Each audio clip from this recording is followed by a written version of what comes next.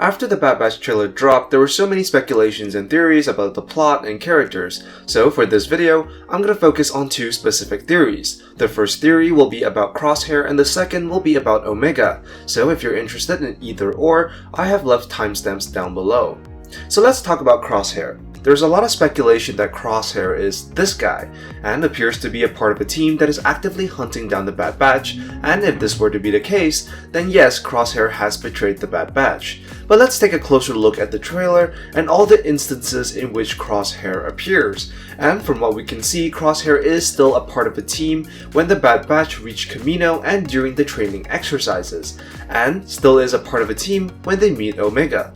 And it also seems that Crosshair is still a part of the team when the Bad Batch decide to defect. We can see this when Hunter is talking about defecting, and he actually is talking to Crosshair at this moment. And if you take a look at the outfit Hunter is wearing, he actually wears the same outfit when the Bad Batch are making their escape, which would suggest that this conversation with Crosshair took place around the same time.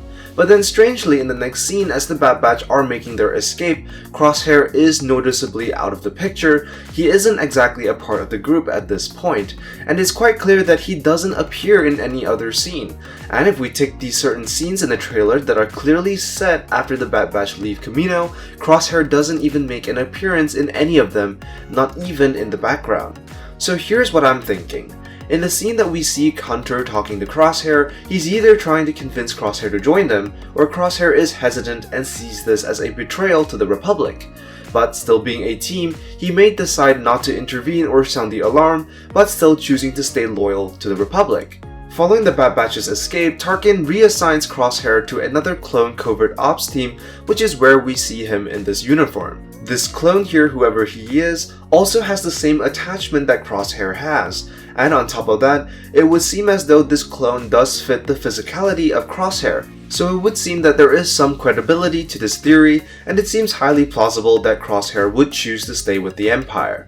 Moving on to Omega, there is a lot of theories surrounding this kid, and we can confirm that it is a she according to the translation of the Italian trailer. There is a scene where Hunter asks, "What do you say, kid? You want to come with us?" And in the Italian version, it translates to, Che ne dici, ragazzina? Vuoi venire con noi?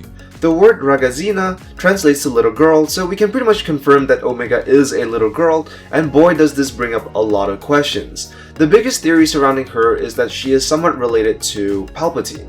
Just like Rey's father, she is a product of an attempted clone of Palpatine. While this would make for a lot of connections with the sequel trilogy and The Mandalorian, I don't think this is the case. I think that they're gonna leave the exploration of Palpatine's cloning activities to The Mandalorian if they do decide to go that route.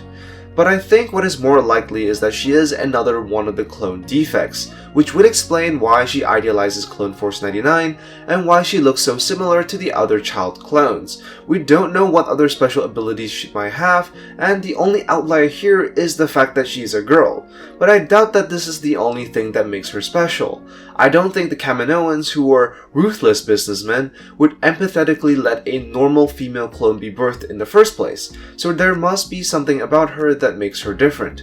And we know that the Kaminoans must have valued her to some extent. In the trailer, we see that she's wearing some sort of headdress which is reminiscent of what some of the Kaminoans wear. We don't know what it means, but it's safe to say that she is wearing something that is culturally relevant to the Kaminoans. Nale say a Kaminoan had something very similar to what we saw during the Clone Wars, and for those who did not know, Nale say was a chief medical scientist of Kamino who oversaw the production of the clones, so there may be some connection here. Perhaps Omega, before meeting the Bad Batch, actually worked for Nale say or under the same division. And we know that this isn't something that is inherently part of Omega, meaning it's not something that she would wear regardless, because when Hunter offers her to join their team, she can be seen not wearing the headdress, which means that this isn't something personal to her and more likely relevant to the Kaminoans. And even if being a little girl is the only thing that makes her different, it still raises a lot of questions. We know that the clones were genetically engineered to always come out as men. We see this all the time, and we haven't had any instances whereby there have been female clones. Of course, this could theoretically be possible, but it does make one wonder if she is the only female clone. After all, there were trillions of clones during the Clone Wars, and if she is the only one, then it would be pretty special. Or hey, maybe I'm just plain wrong about everything. Let me know what you think in the comments down below. As always, be sure to like and subscribe, and I will see you in the next video. I am the Lost Acolyte, and I have spoken.